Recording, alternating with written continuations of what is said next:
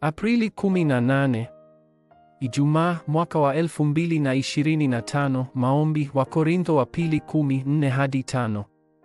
Maana silaha tunazotumia katika vita vyetu si silaha za kidunia, ila ni nguvu ya Mungu yenye kuharibu ngome zote.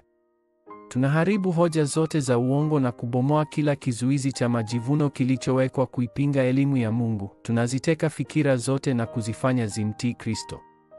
Biblia inaandika kwamba towashi Mwethiopia hakumwona Filipo tena.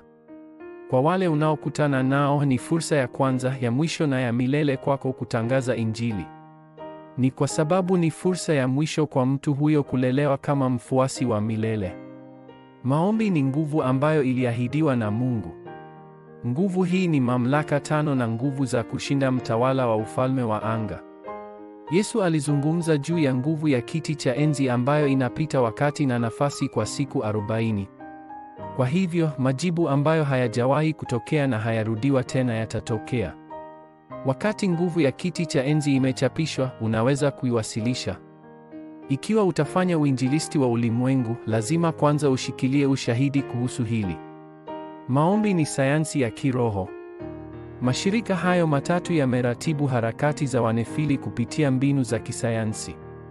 Kisha unapaswa kuomba kwa kiwango gani? Mmoja. Kuanzishwa kwa kiti cha enzi ndani yako, hiki ndicho kiwango cha maombi, na unatakiwa kujitayarisha na kumbi 3. Unapofurahia 777 kila siku, itachongwa ndani ya maisha yako, nafsi yako na maisha yako yote. Kisha utakuwa hekalu la Mungu na baptizan kamili itawekwa ndani yako. Ngome ya shetani itabomoka na baptizan ya Mungu itaimarishwa. 2.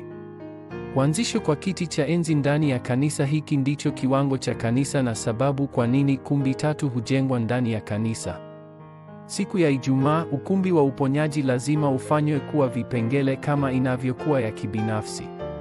Siku za Jumamosi, ukumbi wa watoto lazima ufanywe unapoweka chapa 7. Siku za Jumapili, ukumbi wa mataifa wa kuthibitisha mkondo wa neno, maombi na uinjilisti lazima ufanywe. 3. Kuanzishwa kwa kiti cha enzi ndani ya shamba, hiki ndicho kiwango cha misheni na pia inainua kumbi 3 katika shamba. Paulo alithibitisha kwanza ukumbi wa mataifa. Kisha akaenda kwenye kumbi za uponyaji na watoto.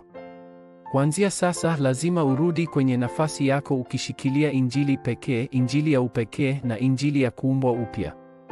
Mwishowe lazima uthibitishe mahali unapoishi sasa, ombi la agano. Ewe Mwenyezi Mungu Baba, na uimarishe kiti chako cha enzi ndani yangu na unisaidie nijiwekee kumbi 3. Naomba uimarishe kiti cha enzi na kumbi 3 ndani ya kanisa na shamba ninaposhikilia kiwango cha umisheni, ninapothibitisha mahali ninaposimama sasa. Katika jina la Yesu Kristo ninaomba. Amen.